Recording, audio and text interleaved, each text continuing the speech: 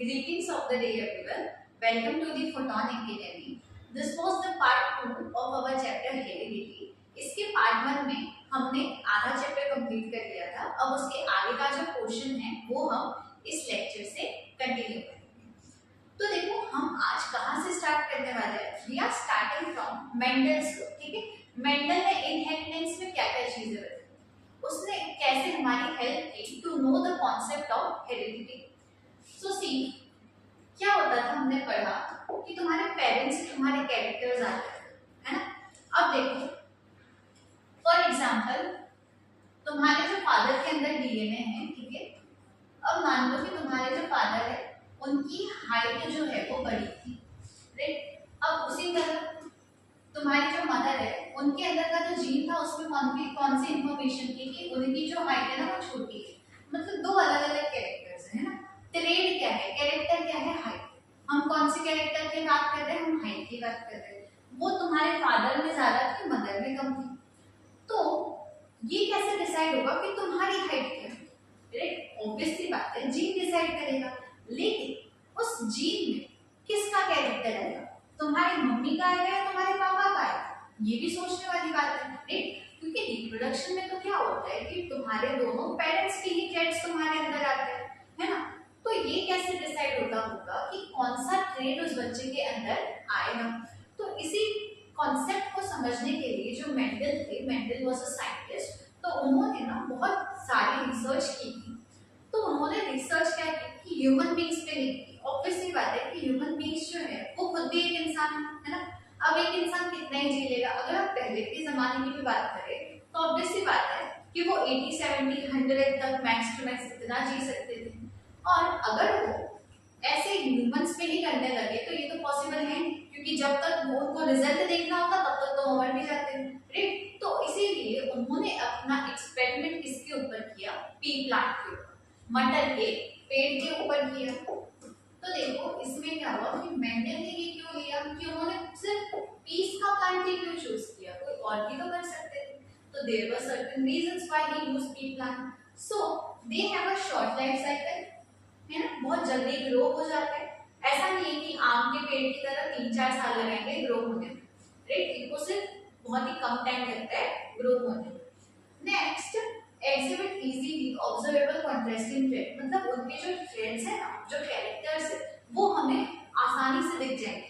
ऐसा नहीं है कि हमें बहुत सारी माइक्रोस्कोप की टेक्नोलॉजीज को यूज करना पड़ेगा उनके कैरेक्टर्स को देखने के लिए. तो ऐसे तो बहुत डिफिकल्ट हो जाएगा देखना, राइट. तो इनके जो ट्रेड्स है जो ऑब्जर्व करना वो बहुत ही ज्यादा इजी था. देन ये क्या कर सकते थे, self pollination and cross pollination, दोनों ही चीजें इसमें पॉसिबल है ना. We have read about pollination, है ना. पॉलिनेशन, सेल्फ पॉलिनेशन क्या होता है, जब फीमेल और मेल एक ही फ्लावर पे होते थे, राइट. अब देखो सेल्फ पॉलिनेशन में क्या होता है कि उस फ्लावर के अंदर ये दोनों ऑर्गन्स प्रेजेंट है, मेल की और फीमेल की. तो यानी उस फ्लावर के अंदर ही रिप्रोडक्शन हो जाता था. पॉलिनेशन भी उसी के अंदर हो जाता है, तभी तो रिप्रोडक्शन होता था. वैसे ही क्रॉस पॉलिनेशन में क्या होता था कि तुम्हें फैक्टर लगता था, कोई इंसेक्ट हो, एयर हो, वाटर हो, क्योंकि उसमें जो दो अलग अलग फ्लावर्स थे उनमें अलग अलग ऑर्गन्स होते थे. एक ऑर्गन में मेल था और दूसरे में फीमेल. तो एक फ्लावर से दूसरे फ्लावर तक तुम्हें पहुंचाना पड़ता था. पी प्लांट में दोनों ही केसेस, दोनों ही पॉलिनेशन पॉसिबल थी, जिस वजह से मेंडल ने कौन सा प्लांट चूज किया, पी प्लांट. तो देखो हम जैसे बात कर रहे हैं ना कि हम ट्रेड पढ़ने वाले, देखो हमें तो क्या देखना है, मेंडल ने क्यों ये सब किया कि हमें बस ये देखना है कि दो पेरेंट है तो उनमें से कौन से कैरेक्टर बच्चे के अंदर जाएगा, राइट. मम्मी वाला जाएगा या उसके पापा वाला जाएगा. तो वो जो कैरेक्टर्स है उन्होंने पी प्लांट में कौन से ऑब्जर्व किए जिसकी वजह से उन्हें पता चला. पी प्लांट में कैरेक्टर्स होंगे ना जिसको वो ऑब्जर्व करके पता लगा रहे होंगे. तो वो जो ट्रेड है वो कौन से है. एक तो देखो फ्लावर का कलर, पर्पल और व्हाइट, दो कलर हो सकते हैं उस फ्लावर के. और वैसे ही प्लांट की हाइट क्या हो सकती है, एक तो वो टॉल हो सकता है, एक तो वो शॉर्ट हो सकता है. देन उसकी सीड का जो कलर है वो येलो हो सकता है या तो ग्रीन हो सकता है. अब जो सीड का शेप है वो राउंड होगा या तो क्रिंकल होगा, ऐसे कुछ मशहूर है, एकदम सर्कुलर नहीं. देन उसके जो पॉड का कलर है, जो पीस के बाद जो बनता है ना, पीस का जो पॉड होता है, अब उसका कलर या तो ग्रीन होगा या तो येलो होगा. और उसकी जो सींग है, वो हमने देखी है जो सींग होती है वो या तो अच्छी होगी, इन्फ्लेटेड होगी, फुल होगी, उसके अंदर दाने अच्छे खासे होंगे, मोटे तगड़े अच्छे से। जबकि कुछ हो सकती है फ्लैट, कुछ होती है ना कि उनके अंदर छोटे छोटे दाने होते हैं, एकदम फ्लैट सी बीन होती है, वैसे हो सकता है। एंड नेक्स्ट स्टेट होता है एक्सियल एंड टर्मिनल। तो ये तुम्हें देखो इसमें क्या होता है, टर्मिनल मतलब टर्मिनल पॉइंट क्या होता है, लास्ट पॉइंट। तो लास्ट पॉइंट पे क्या होता है, फ्लावर आ जाता है, मतलब प्लांट जो है वो उग नहीं पाता आगे, क्योंकि फ्लावर ही उसकी टर्मिनल पोजीशन पे आ गया। जबकि तो उसके पास क्या होता है, जबकि एक्सियल में क्या होता है कि ऊपर की साइड कौन होता है, ब्रांचेस होती है, मतलब ब्रांचेस ग्रो होती रहती है और साइड में फ्लावर लगते रहते हैं। देन तो देख यहाँ पे कुछ लिखा है कि डोमिनेंट ट्रेड है और रिसेसिव ट्रेड है। तो ये क्या होता है, देखो ये तुमने देख लिया कि कौन से ट्रेड को उन्होंने देखा था। अब जो डोमिनेंट ट्रेड है, डोमिनेट मतलब क्या होता है, नाम ही बता रहा है कि अपने आप को डोमिनेट करना, दादागिरी करना कि नहीं भाई तुम नहीं दिखोगे, मैं ही दिखूंगा हर जगह, ठीक। तो वो हो गई डोमिनेंट ट्रेड। और दूसरा होता है रेसेसिव, यानी कि रेसेसिव ट्रेड जो है वो जल्दी से हार मान लेगा। कैसे, क्योंकि डोमिनेंट तो अपने आप को डोमिनेट करेगा ना कि यार मैं ही दिखूंगा। अब देखो इसका कॉन्सेप्ट समझने के लिए पहले समझो कि अलील क्या। तो allele have different versions of the same gene for a specific trait। तो देखो तुम्हारा जो डीएनए होता था, हमने देखा कि उसके ऊपर ना एक इंफॉर्मेशन का टुकड़ा है जिसके ऊपर इंफॉर्मेशन है कि तुम्हारे कैरेक्टर्स क्या क्या होंगे, तो उसको हम कहते थे जीन। allele भी जीन ही है, allele जो होता है वो जीन के ऊपर ही प्रेजेंट होता है, बस एक स्पेसिफिक कैरेक्टर के लिए। अब स्पेसिफिक कैरेक्टर यानी कि क्या, मान लो हाइट, यहाँ पे देखो एग्जांपल लिया मैंने हाइट।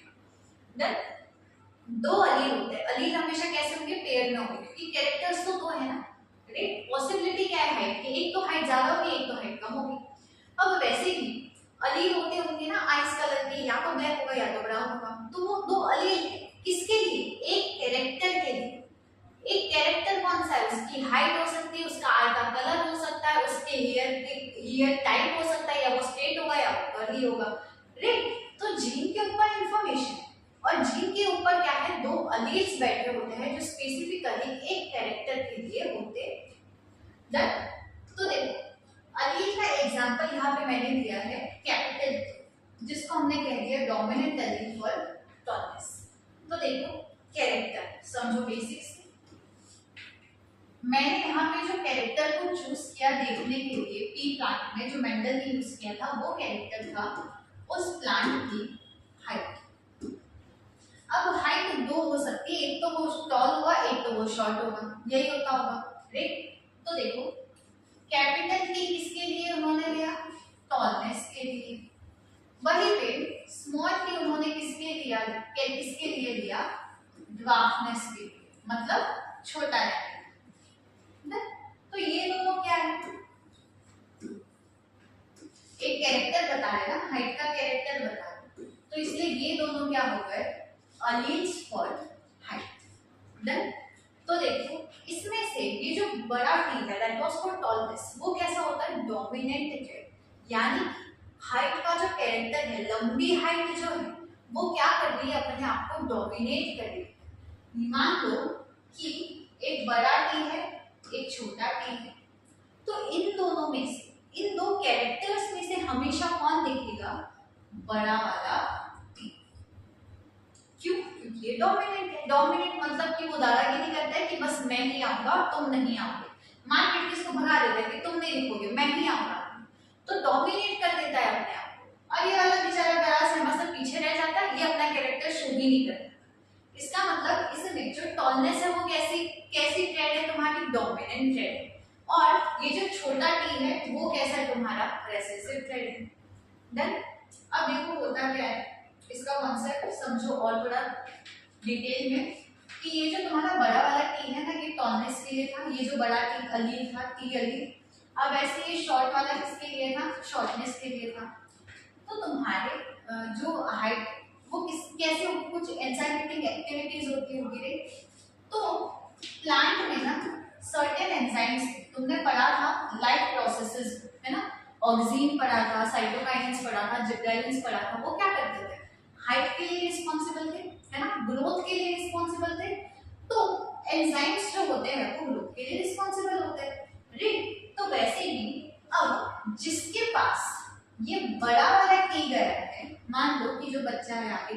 ऑफस्प्रिंग है उसमें ये बड़ा वाला डोमिनेंट थ्रेड गया, तो ये डोमिनेंट थ्रेड क्या करेगा, ज्यादा एंजाइम रिलीज करेगा, जिसकी वजह से जो इस प्लांट की हाइट होगी वो भी कैसी होगी, बड़ी होगी। Now you get to know कि इस अलील ने अपना काम कैसे किया, जिसके पास ये डोमिनेंट थ्रेड था, बड़ा वाला टी था, उसने एंजाइम भी ज्यादा सिक्रेट किया, और अगर एंजाइम ज्यादा सिक्रेट होगा तो हाइट भी ज्यादा होगी। वहीं पे ये जो छोटा टी था उसने एंजाइम को कम रिलीज किया। अब जब वो एंजाइम को कम रिलीज करेगा तो इस प्लांट की हाइट कैसी रह जाएगी, छोटी रह जाएगी। तो this is how this alleles work. Simple सा कॉन्सेप्ट था, राइट। पेयर में होंगे हमेशा, क्योंकि कोई भी कैरेक्टर कैसा होगा, दो टाइप्स में होगा, राइट, तो इसीलिए दो अलील होंगे। डन। तो यहाँ पे देखो, वैसे तो समझा दिया, ये जो डोमिनेंट थ्रेड और रिसेसिव थ्रेड है, इसका डेफिनेशन वाइज अगर तुम देखो तो उसे एक बार देख लो, बस रीड कर लेते हैं। A characteristic that is expressed in an individuals phenotype even when only one copy of the corresponding allele is present overshadowing any recessive allele। यानी कि ये recessive allele को शो होने नहीं देगा, अपने आप को भी डोमिनेट करेगा, अपने आप को भी दादागिरी करेगा कि भाई मैं ही शो होऊंगा, तुम्हें आने की कोई जरूरत नहीं, मैं अपना ही कैरेक्टर दिखाऊंगा। जैसे हाइट के केस में जो तुम्हारा बड़ा वाला टी था वो अपने आप को डोमिनेट कर रहा था, वो ज्यादा एंजाइम रिलीज कर रहा था, जिसकी वजह से हाइट भी उस प्लांट की बढ़ रही थी। Then recessive trait is one that only expressed when an individual inherit two copies of the recessive allele। तो देखो सिंपल सी बात है कि दो allele आएंगे हमेशा पेयर में, राइट। तो अगर दो बड़े टी आ रहे हैं तो ऑब्वियसली बात है दोनों डोमिनेंट है, तो बच्चे के अंदर भी डोमिनेंट ट्रेड ही जाएगा, है ना। पेरेंट से मान लो दोनों टी आए ना, एक allele एक पेरेंट से, दूसरा allele दूसरे पेरेंट से, तो बच्चा कैसा बनेगा, ये दोनों डोमिनेंट है तो वो भी उसमें भी डोमिनेंट allele ही जाएगा। वहीं पे अगर तुम्हारे पास एक बड़ा टी है छोटा टी है तो इसमें भी ये डोमिनेंट है तो ऑब्वियसली बात है उसकी हाइट ज्यादा होगी।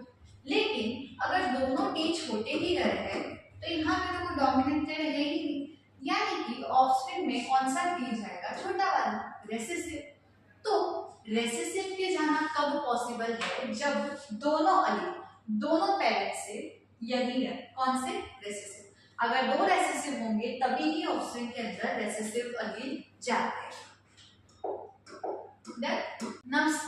मेंडल ने एक्सपेरिमेंट कैसे परफॉर्म किया था, तो देखो उन्होंने ना एक टॉल प्लांट लिया।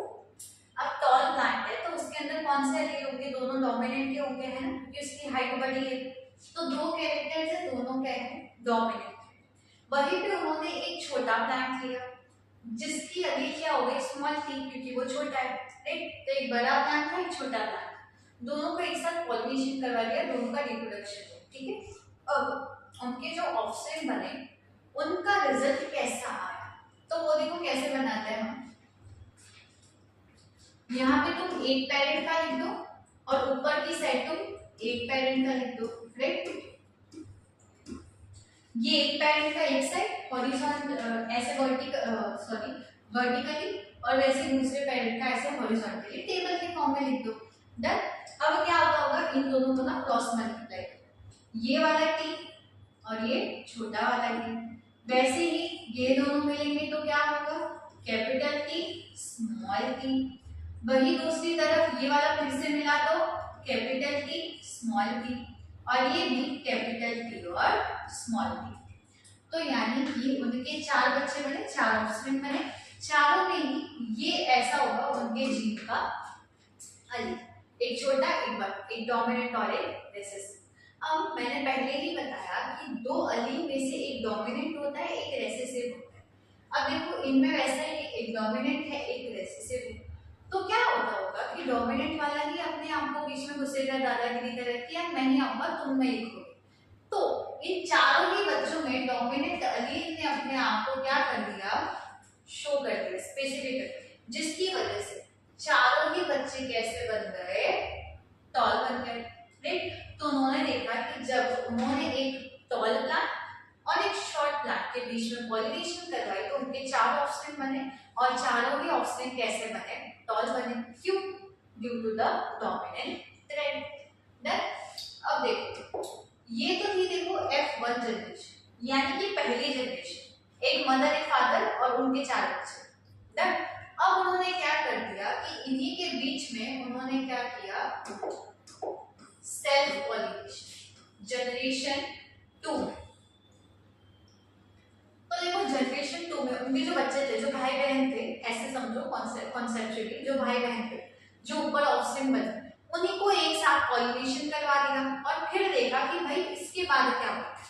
राइट, तो वो दो बच्चे उन्होंने मान लो कोई भी ले लिए, तो उन सबका तो जेनोटाइप यही था, एक डोमिनेंट टी था और एक रिसेसिव एलील था, बड़ा टी और छोटा टी।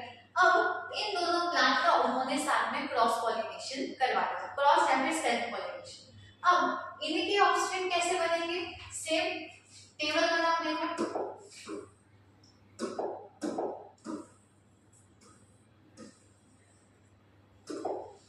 यहाँ पे क्या है, कैपिटल टी एक स्मॉल टी, ये एक पेरेंट का है, और वैसे ही यहाँ पे भी कैपिटल टी और एक स्मॉल टी।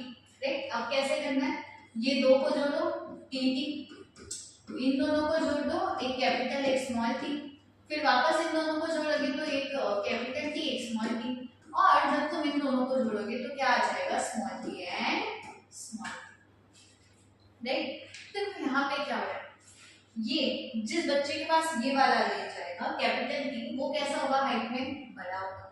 राइट, अब इसमें भी देखो ये डोमिनेट कर जाएगा तो ये बड़ा होगा, लेकिन क्या इसके पास है कोई डोमिनेंट ट्रेट, नहीं है। दोनों ही कैसे हैं, इसके पास रेसेसिव है, जिसकी वजह से 3 बच्चों की हाइट ज्यादा होगी और एक की कैसी हो जाएगी, कम होगी। क्यों, due to the presence of 2 recessive allele. Right, तो इसीलिए उन्होंने जब जेनरेशन नंबर 2 में क्रॉस पॉलिनेशन करवाया तो उनके जो ऑफस्प्रिंग बने वो 3 जो थे, 3 टॉल बने और एक कैसा बना, short, due to the presence of both the allele that are recessive in nature. तो ये था जिनकी वजह से उन्होंने पता लगाया कि कौन से थ्रेड जो है वो पेरेंट्स में जाए। तो अब समझ आया कि कौन से पेरेंट का थ्रेड कैरी आउट होगा ऑफस्प्रिंग के अंदर, जो डोमिनेंट होगा, और जिस एलील में दोनों ही रेसेसिव है, इसका मतलब वो रेसेसिव ही शो होगा। राइट, अब देखो जीनोटाइप और फेनोटाइप क्या होता है। तो जीनोटाइप क्या होता है, देखो हमने जो एग्जांपल अभी देखा, जो मेंडल ने किया था, उसी को लेके समझ लो कि वहां पे 2 एलील है ना, कैपिटल टी स्मॉल टी, तो इसका ये जो एलील का पेयर है जो शो होता है, उसे हम क्या कहते हैं, जीनोटाइप। और वैसे ही इनकी वजह से क्या हो रहा था कि इसकी वजह से वो प्लांट कैसा दिख रहा था, टॉल, और इसकी वजह से प्लांट कैसा होता था, शॉर्ट। तो ये क्या हो गया इसकी फेनोटाइप। फेनोटाइप यानी कि क्या, कि वो बाहर से कैसा दिखे, और जीनोटाइप यानी कि क्या, कि उसके अंदर कौन से ऐसे एलील के कॉम्बिनेशन है जिसकी वजह से वो ऐसा दिख रहा है। राइट, नाउ इस टेबल में देखो एग्जांपल गिवन है ऑफ अ फ्लावर कलर। अब तक हमने कौन सा कैरेक्टर देखा था, हमने देखा था हाइट के लिए, वैसे ही यहाँ पे किसके लिए है, फ्लावर के कलर के लिए। तो जब दोनों ही कैपिटल थे, यानी कि जो दोनों ही डोमिनेंट थे, तब वो फ्लावर कैसा था, वो भी डोमिनेंट कलर ही शो करता था। यहाँ पे डोमिनेंट कलर कौन सा है उसका, purple. That dominant trade is the purple colour of flower. अब ये देखो दोनों सेम सेम है ना, दोनों कैपिटल है, तो इसे क्या कहते हैं, होमोजाइगस, क्योंकि होमोजाइगस मतलब क्या, सेम सेम। तो ये दोनों ही सेम है, कैपिटल है, और दोनों ही कैसे हैं, डोमिनेंट, तो दैट्स व्हाई ये क्या होगा, होमोजाइगस डोमिनेंट। वैसे ये देखो जब दोनों का कॉम्बिनेशन था तब इसे हमने क्या कह दिया, हेटेरोजाइगस। अब हेटेरोजाइगस में भी क्या होगा कि ये डोमिनेंट वाला ही अपने आप को शो करेगा, ये जो कैपिटल बी है यही अपने आप को शो करेगा, जिसकी वजह से जो ट्रेड आएगी ऑफस्प्रिंग में वो भी कैसी होगी, डोमिनेंट, मतलब वो फ्लावर का कलर वापस से कैसा दिखेगा, पर्पल।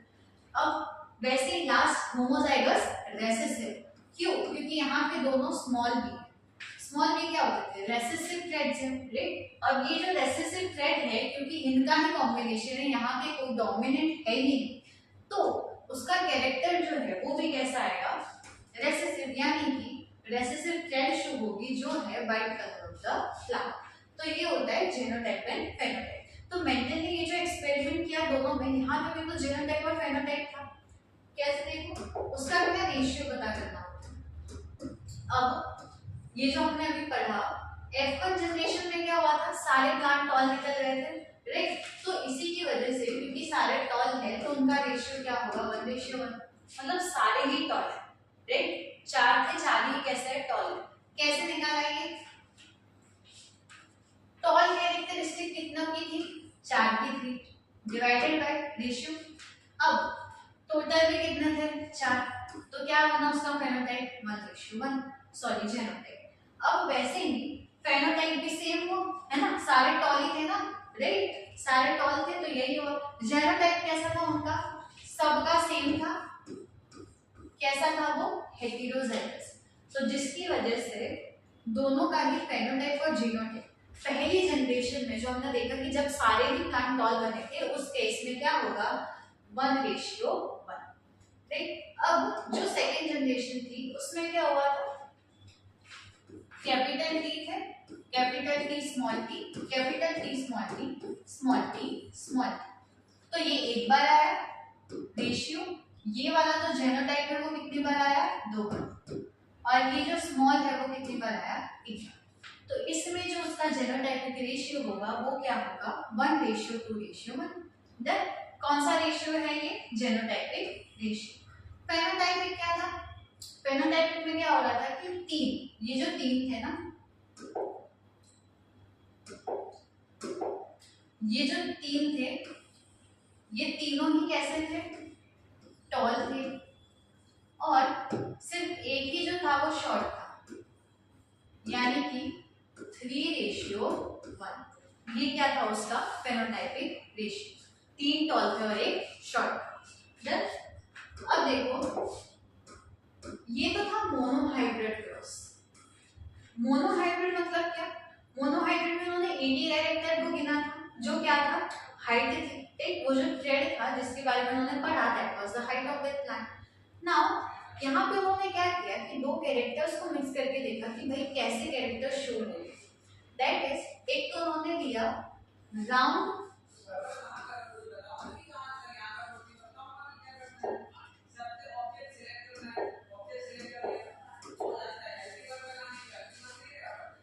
तो देखो सबसे पहला उन्होंने जो शेप था वो लिया राउंड, और राउंड के साथ साथ जो कलर था वो कैसा था उसका, ग्रीन, है ना। ये कैरेक्टर हमने पहले टेबल में भी देखे थे कि जो सीड है वो राउंड है और उसका कलर कैसा है, ग्रीन। तो अब ये जो राउंड शेप है उस सीड का वो कैसा सा डोमिनेंट ट्रेड था, और वहीं पे जो उनका ग्रीन कलर है that was a recessive trade, है ना। इसकी वजह से हमें दिख रहा होगा capital R is for round shape, क्योंकि वो डोमिनेंट है। वहीं पे ये जो ग्रीन कलर होता है उस सीड का वो क्या होता है, रेसेसिव ट्रेड, तो इसलिए वहां पे स्मॉल y का यूज किया। अब जो दूसरा पेरेंट था उसके पास क्या था, एक तो उसकी शेप ग्रीन कलर थी, जो कि क्या होता है, एक रेसेसिव ट्रेड होता है, राइट। तो मतलब उसके अंदर स्मॉल r है। ऑल्सो उसका जो कलर था वो कैसा था, येलो कलर था। येलो कलर कैसा होता है, डोमिनेंट होता है, तो मतलब कैपिटल Y। देन 2 पेरेंट थे, 2 कैरेक्टर्स थे, एक में एक डोमिनेंट एक रेसेसिव, दूसरे में एक डोमिनेंट एक रेसेसिव। अब उन दोनों के बीच जब तुमने क्रॉस करवाया तो ऑब्वियसली बात है कि इसका एक गया होगा, इसका एक गया होगा, मतलब एक डोमिनेंट और एक रेसेसिव, यानी कि वो राउंड होगा और इसका कलर कैसा होगा, ग्रीन होगा। और दूसरे वाले का कैसा था, एक छोटा एक बड़ा, है ना। ऐसे याद रखो जैसे तुम लोग ये टेबल को पास आउट करोगे। अब ये जो स्मॉल आर है that was for its wrinkle shape, ये जो y है that is for its yellow colour, right. अब इन दोनों का टेबल बनाओ, या तो तुम ऐसे भी समझ सकते हो, एक बड़ा आ गया एक छोटा आ गया, सी। अब ऐसे ही एक छोटा y गया एक बड़ा y गया, जिसकी वजह से ये फेनोटाइप बन गया उसकी F1 जनरेशन का। 2 कैरेक्टर्स होते तब क्या करते हैं, उनको मर्ज कर देते और उसी को फिर क्या करते हैं, एक दूसरे के साथ सेल्फ पॉलिनेट या फिर क्रॉस पॉलिनेट। तो देखो यहाँ पे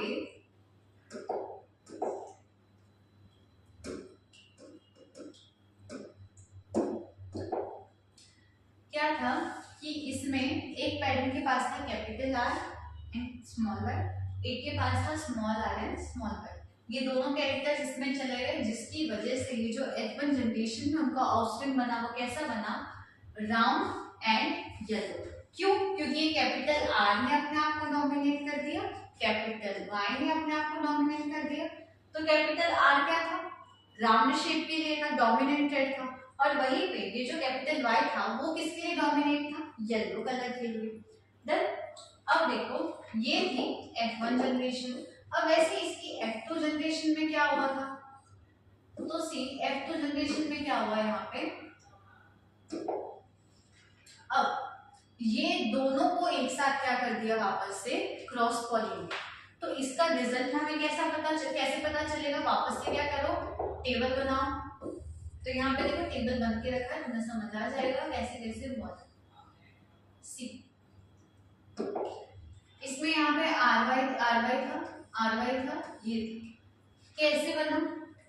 दो पैरेंट बने थे, दोनों की ट्रेंड्स हमने लिख दी। एक में कैपिटल आर कैपिटल वाई, दोनों चीजें डोमिनेंट थी। होमोजाइगस डोमिनेंट था। अब दूसरा क्या है? एक बड़ा एक छोटा, एक बड़ा एक छोटा। मतलब ये जो दो कैरेक्टर्स है वो कैसे थे? हेटेरोजाइगस। अब जो लास्ट वाला था वो कैसा था? दोनों ही छोटे थे, रेसेसिव ट्रेड को शो कर रहे थे। That are what? Homozygous recessive. जैसा उस पेरेंट में था सेम टू सेम दूसरे वाले में। अब फिर क्या होता था? वही सेम चीज, ये वाला जो पार्ट है वो इसके साथ मल्टीप्लाई होगा, ये वाला इसके साथ, ये वाला इसके साथ। तो वैसे ही जब तुमने रिजल्ट देखा तो तुम्हें इस टेबल में ये जो भी कैरेक्टर्स दिख रहे हैं इस टाइप के उनके ऑफस्प्रिंग बनेंगे। डन। तो देखो इसका रेशियो भी यहाँ पे गिवन होगा कि क्या होता है कि इसका रेशियो ऐसा तुमसे कोई पूछेगा नहीं, ठीक है? इसका फेनोटाइपिक रेशियो और जीनोटाइपिक रेशियो इतना इंपॉर्टेंट नहीं है, लेकिन जानने के लिए सिर्फ तुम्हें फेनोटाइपिक रेशियो याद रखना है, जीनोटाइपिक रेशियो को याद रखने की जरूरत है। तो इसमें क्या होता है? 9331। 9 कौन से होंगे? 9 ऐसे थे जिनके अंदर दोनों डोमिनेट कैरेक्टर्स थे, यानी कि इस सीड का कलर भी येलो था और इसका शेप कैसा था? राउंड। वहीं पे 3 जो है वो ऐसे सीड्स बने थे जिनमें एक डोमिनेंट और एक रेसेसिव। तो डोमिनेंट कोई भी हो सकता है, मान लो कि वो येलो था लेकिन वो राउंड की जगह कैसा बन गया था? ग्रीन। अब वैसे ही क्या है? रेशियो 3 ऐसे थे जिनमें वापस से एक डोमिनेंट था और एक रेसेसिव था, यानी कि अब देखो ये येलो कैरेक्टर नहीं था उसके अंदर, मान लो वो राउंड था और उसका कलर कैसा था? ग्रीन। अब ये जो लास्ट में 1 बचा, 1 एक ही ऐसा सीड बना था जिसमें दोनों रेसेसिव ट्रेड आ गए। एक तो ये ग्रीन कलर का था और इसका शेप भी कैसा बना था? Green colour. तो जब उन्होंने दोनों कैरेक्टर्स को मिक्स किया तो उन्होंने कुछ ऐसा रिजल्ट देखा जिसमें जो उनका फेनोटाइपिक रेशियो है वो आया 9:3:3:1। और तुम्हें ये भी पता चल गया कि इसको हमने कैसे सिंप्लीफाई किया कि 9 इसका नंबर था, वो कैरेक्टर्स थे जो दोनों ही डोमिनेंट थे, और ये जो 3 नंबर्स है वो ऐसे ऑफस्प्रिंग बने थे जिनमें एक डोमिनेंट था एक रेसेसिव था, और बाकी ये जो बचा हुआ एक सीड था वो ऐसा था जिसमें दोनों ही रेसेसिव ट्रेड चले गए। डन।